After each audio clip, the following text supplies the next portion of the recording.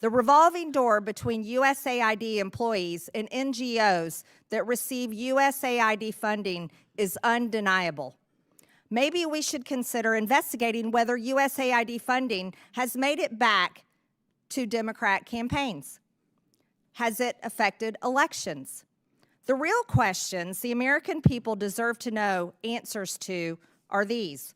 Why are we funding 9 out of 10 news outlets in Ukraine? Why was former USAID Administrator Samantha Power visiting Hungary for the purpose of strengthening democratic institutions when Hungary is a country that is strongly democratic and members of the EU and NATO?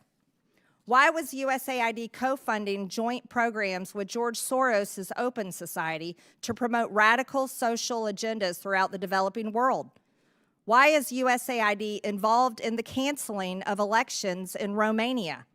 Why is USAID involved in funding court changes in Albania that resulted in the prosecution of the Albanian opposition leader? Why is USAID funding censorship laws in Brazil to silence Bolsonaro? Why is USAID involved in funding the Syrian civil war?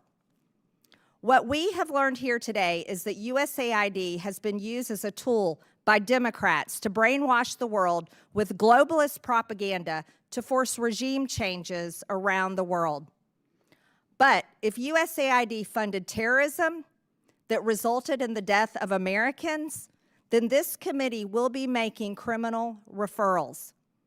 Lastly, if this is the funding that has come from the USAID, the United States Agency for International Development needs to be abolished.